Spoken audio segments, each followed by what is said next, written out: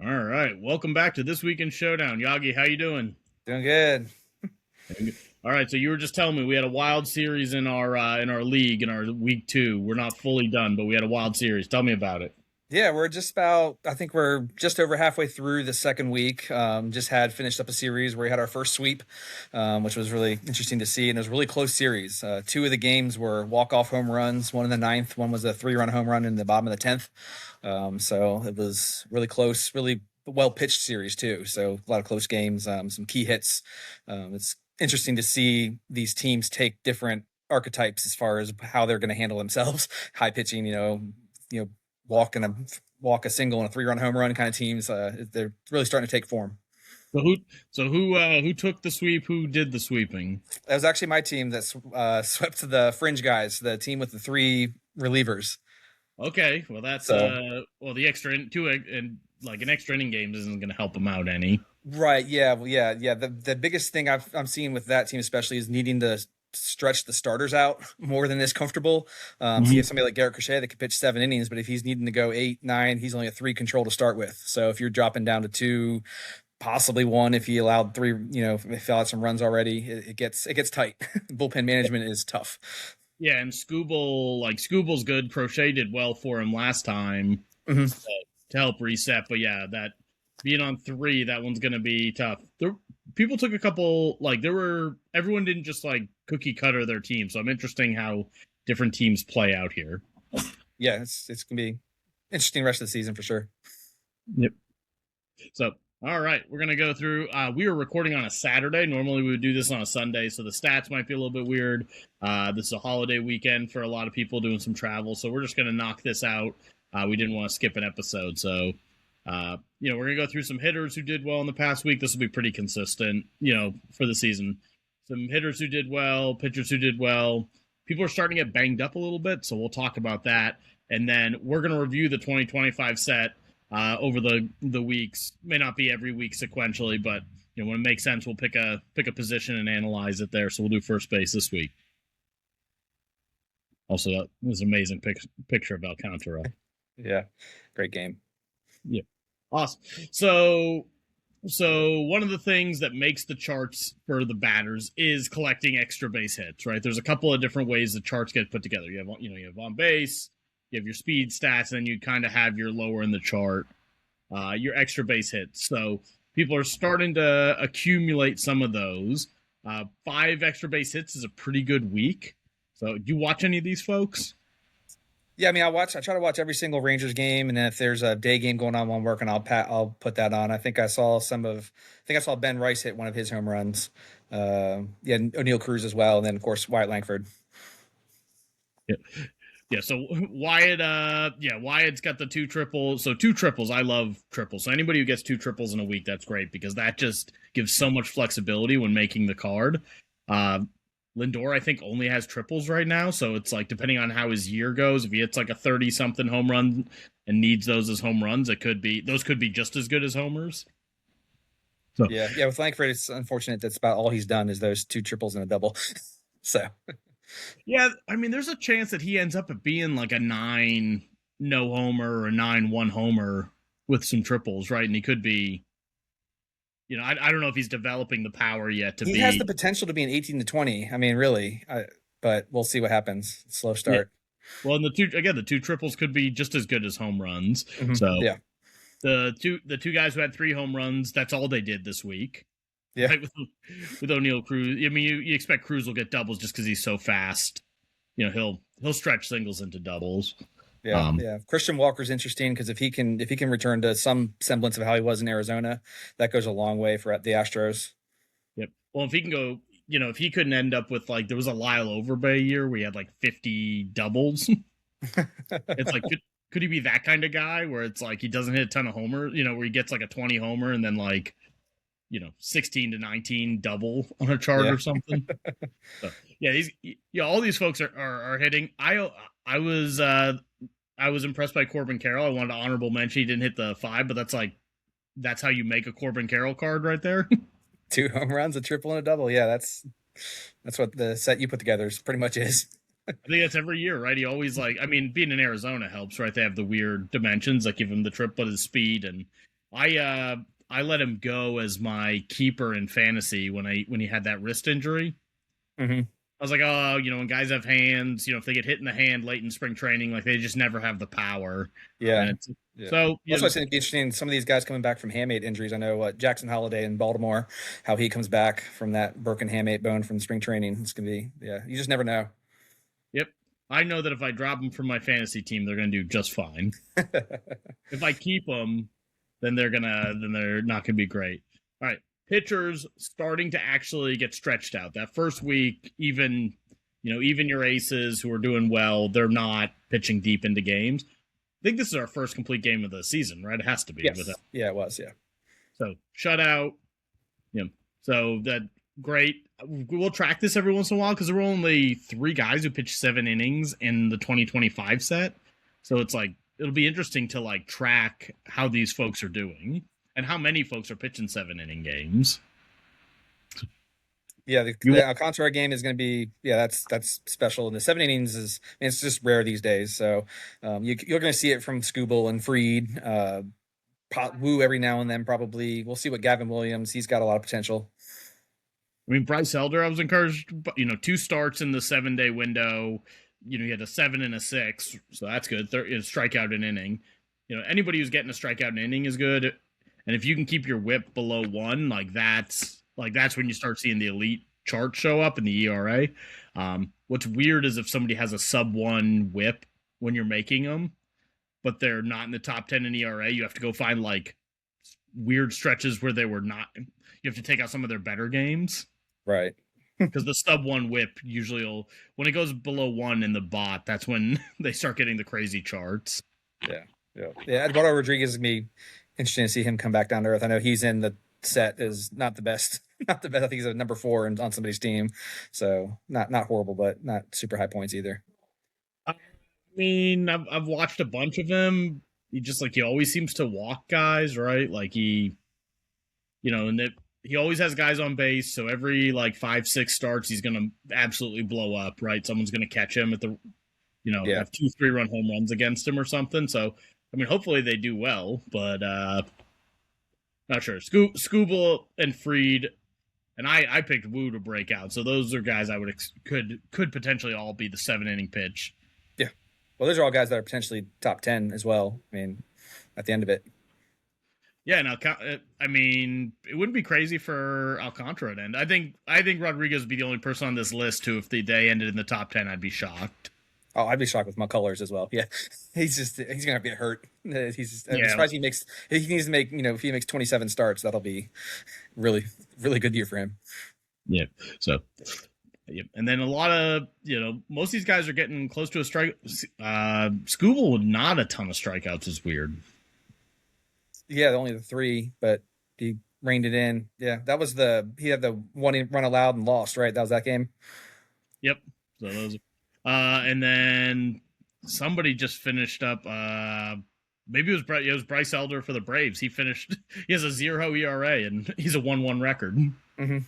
Yeah. It's a tough league. So, all right. Speaking of being a tough league, mentioned guys, McCullers, you don't expect to make it through the full season. I don't know the verdict on any. Kirk is actually going to the IL. He broke his finger. But Betts came out with back tightness. Soto came up hobbling here. These guys are starting to get banged up, and we're already starting to look ahead to make the 2026 set. What do you think any of these will impact their overall card? Yeah, with Betts, you just start to worry year after year with this kind of stuff, and back tightness is no joke. I mean, that's potentially lingering if he's not taking the time off he needs to, and could really impact plate appearances as far as being, getting eligible for some of those counting stats.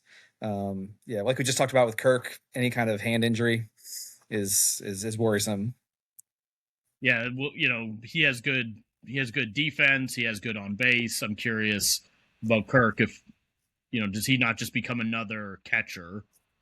Right. Versus it's one of those dime a dozen guys in the 200 to 270 point range, and yeah, when if you play with last year's Blue Jays, you put the lineup out, he's one of the guys who helps. He's not just another guy. Mm-hmm. Yeah. I mean, they have the 3 they have the 310s, but he kind of rounds out the lineup. You know, if he just goes back to being a 7, that's an issue. With Betts, I was like, oh, you know, I wanted to push him up to a speed A, but you check the sprint speed, you check the stolen bases, like he's just not playing like a speed A. And it's like, okay, is that kind of done? Is he done being that type of player? Yeah, he's starting to get up there in age, so it's going to happen. You know, with the injuries, you tend to be a little more careful too, so that might play into it as well. Not being as aggressive, not pushing it.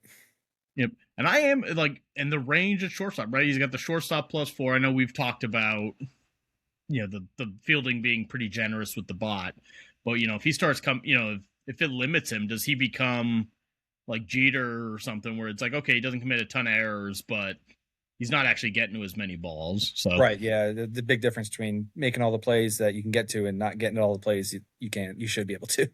Yeah. And then I think Soto, it's like, okay, well, this is just the last time we're going to get a card like this. Like that's like it happened. That's great. You know, everyone should have a great card, but like he might hit the power numbers, but he's definitely not going to be a speed A, 30 something steals guy. Yeah, I actually had him targeted as my first pick in the draft. I figured number 3, I had a good chance to get him, but the AI took him ahead of me. This pick right before me, so left me scrambling even at the start of the draft with that. I liked what he had to offer there. I mean, it's pretty much him and Ramirez, right? Like those are the guys who do that. So, all right. So speaking of the draft, we're gonna start going through position by position here. So first base, when you first looked at the set, right? So I'm making it, I kind of see it as it's being built out here. What was your, you go to the first base, what was your first thoughts? My first thought was the way I'm planning to build my team, I can wait. there's a lot here. There's a lot of good stuff here. I can wait till late in the draft to try to grab a kind of value first base versus one of the top couple of guys that didn't really fit the type of team I was going for. But I think there was a lot of value to be had.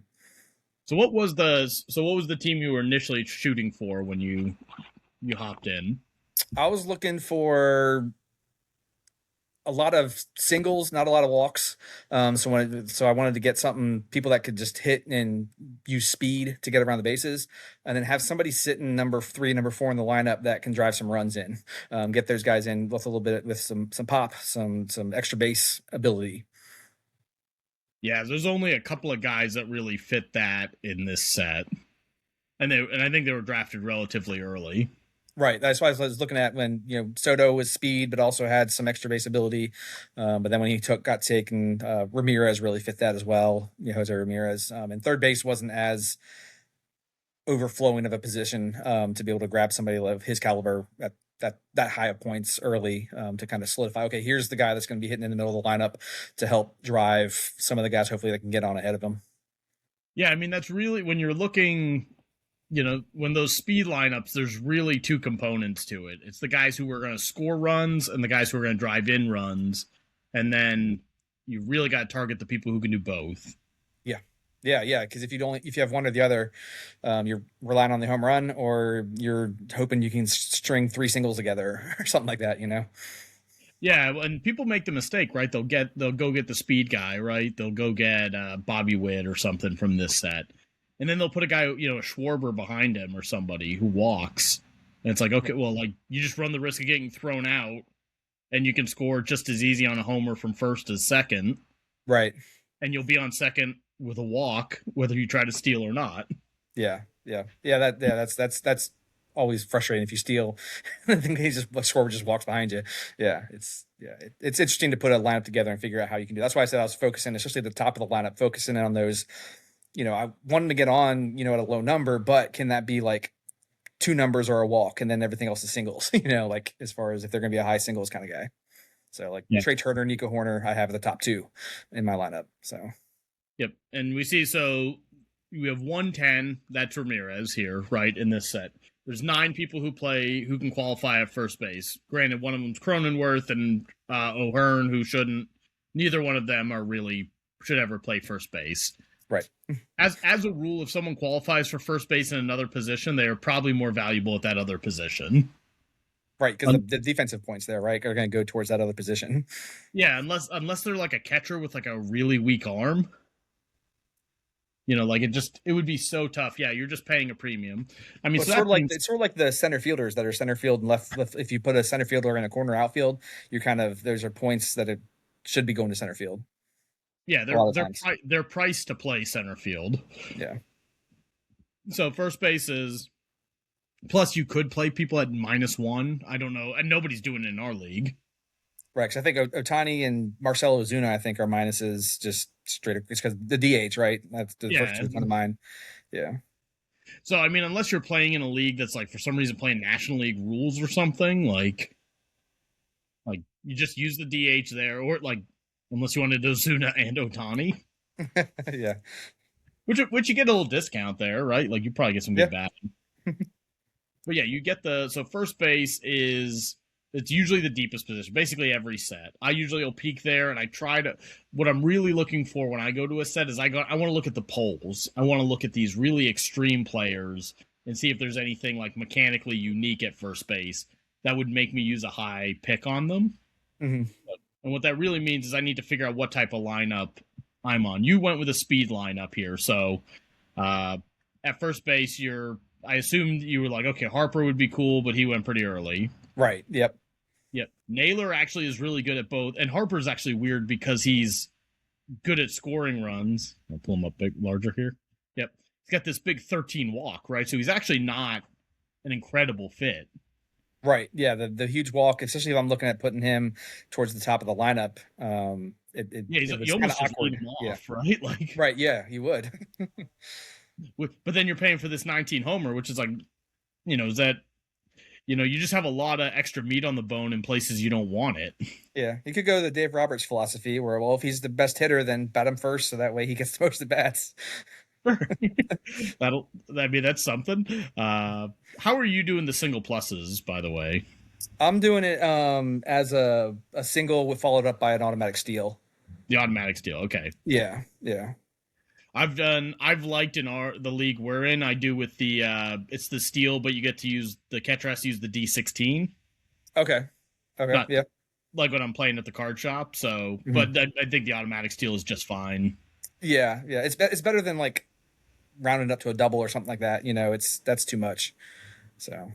Yep. So Harper is, if you're doing a speed lineup, right? So this is one that was made custom, right? So he's so he was just a speed B like 15 or something.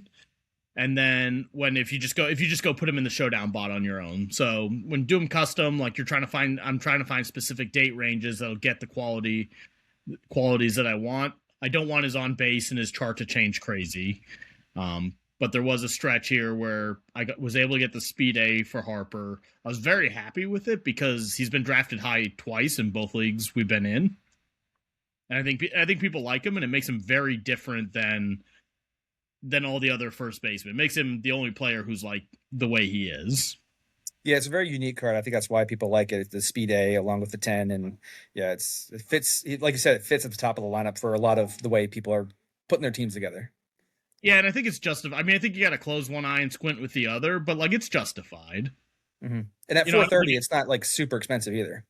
Yeah, it's not. Yeah, but like, but if you watch Harper, you're not like, oh, speed A, like, yeah, like, are you related? Like, it's like, okay, like he close enough. If someone at first base had to be a speed A, go with Harper. Yeah. The second guy, the guy I think is actually like the better fit here is Naylor, and I think we round him up to get to the full 20. I think he's like an 18 if you go naturally. Mm-hmm. Yep. Yeah, and he's my first baseman, so that's who I end up with. Yeah. And like to your point, he singles at an 8. So I do a bunch of metrics on my charts. So I share with you guys just the raw data, just the charts. And then I have my own chart where I actually do like some calculations to help me visualize what I'm actually getting. And Naylor scores very well on getting singles. Yeah. So for 420, you're getting somebody who both scores runs and drives in runs. And what that does for the speed lineup is it extends you from being maybe a 3-4 man lineup to maybe a 5-6 man lineup. Yep. Yeah. That's exactly it. Throw him in the middle there. It means only a 19 home run, but I'm not looking to lead the league in home runs with that kind of lineup. So keeps it moving. Yeah. You're trying to manufacture runs, and you are trying to be able to score a run versus any pitcher. Yeah. if anybody gets on, you can manufacture something, and you're not as susceptible to double plays as some other teams are. Yeah, the double plays have been huge this season. I'm interested to run the numbers on it and see what it is. It just seems like it's just killing a lot of teams. So many teams are getting a lot of hits. A lot of these tens we've talked about before, these what we call like the John Olerud kind of players that are just slow. They're tens, but they're slow and they just clog the base paths and just end up hitting the double plays all the time. Yep. And then, like, to your point, the speed lineup, it dries up somewhat quick, right? Because then you end up with like, okay, I got to go with like Aranda maybe here, who like gets me the singles, but he's not stealing. Like Right. You're gonna want to put him like 6-7, where he's the last guy before your punts. Yep. Yeah. Yep. And the way the first base crop was going, a lot of first base because they're tens, and there are a lot of people in the league that liked the tens. They went quick. So about halfway through the draft, I realized me and like two other teams were the only ones that needed first baseman, and the other teams weren't going after Naylor, so I could sit and wait. Yep. And then, so you mentioned the John Olerud-ness of the set, and I would actually say that like this set actually doesn't have what I would think of as John Olerud, the 280, 300 point tens, like the yeah. I guess I wasn't thinking too much of the point wise, just as far as like high on base, slow tens.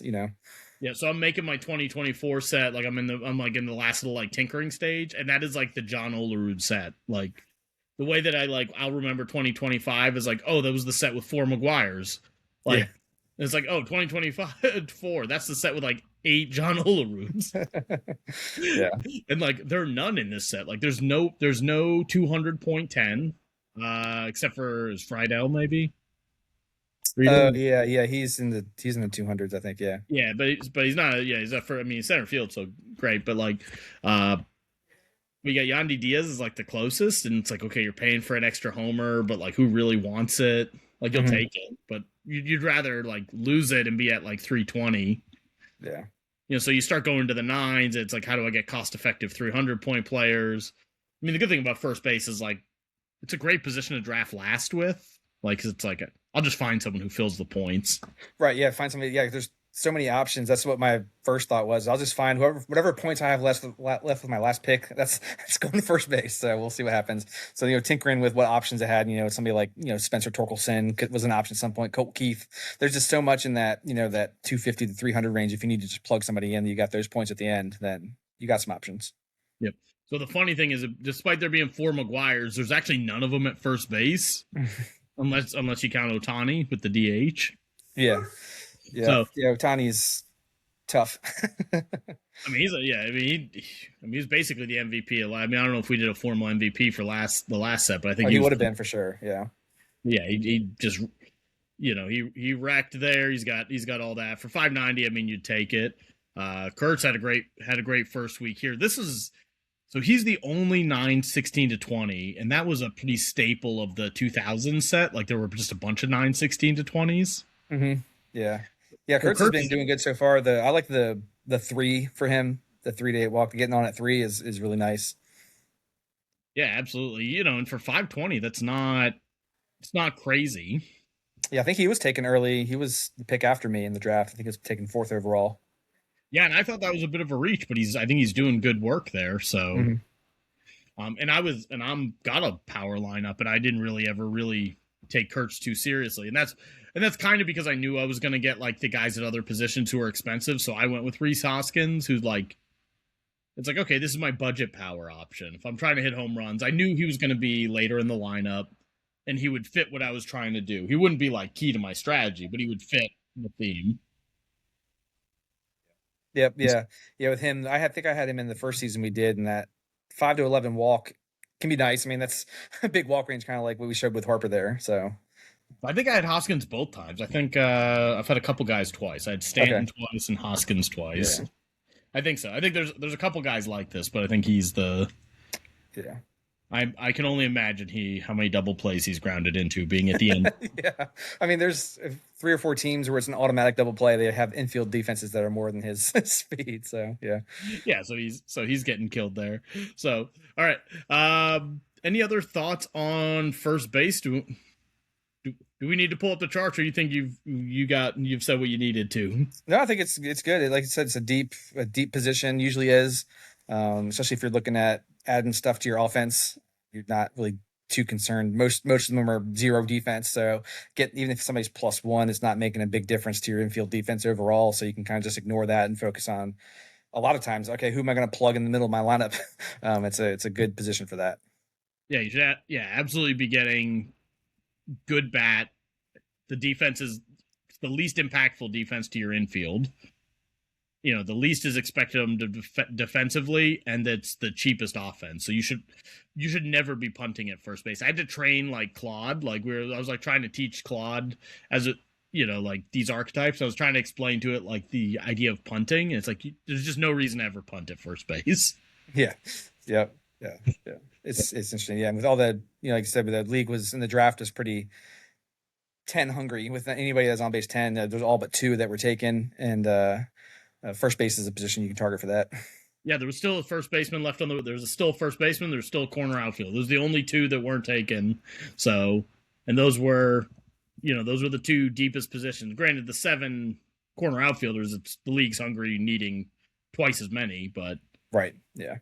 So if you're ever drafting, if somebody ever has a set and they're drafting, check out the first baseman. I think the key takeaway is like if there's not someone who's core to your strategy offensively, which basically means they need to be batting like 3rd or 4th and extending your lineup from 3 to 4 people to 5 to 6 people.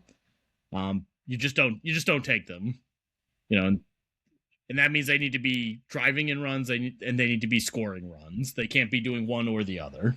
Yep. Yeah, exactly. Awesome. It was a pleasure. Anything you're looking forward to this week in baseball? No, just looking to see how things continue. It's a weird time in the season where you're still trying to figure out, okay, how people are settling in and what's going to happen, who's for real, who's not. That's going to continue for the next couple months even. But the first couple weeks are always weird with, the sample size being what it is. So it'd be interesting as things progress over this next week to see how things start shaking out more. So. I'm excited to see these big name pitchers now that they can be stretched out. Who's actually going to sit out there and go on a crazy stretch here, pitch a ton of innings and strike out a bunch of people. Yeah, it's going to be good. The pitching strategy is always interesting to me. They were arguing I listen to MLB Network Radio a lot when I'm working too, and you're arguing the difference between, I think, was it Skeens and Alcantara pitched the same day, and Alcantara throws a complete game shutout. Skeens went 5 innings, and probably they were arguing should have gone 6 at least. How much do you baby somebody versus stretching them out and let them go if they're dealing. It's interesting to see how different managers approach that. Yeah, not in our Showdown league. If you still have an inning in you, you're using it. Oh, yeah, that and more for some of these, yeah. Yeah, absolutely. Everybody is being stretched. Yeah, it's like it's interesting because he's like, okay, do I pull this starter even though he's down to a controlled 2? But what options do I have? I'll only have controlled 1 reliever, so it's like, okay, let's leave him in there and hope for the best. And it's interesting. Sounds good. All right, I'll see you next week, man. All right, sounds good.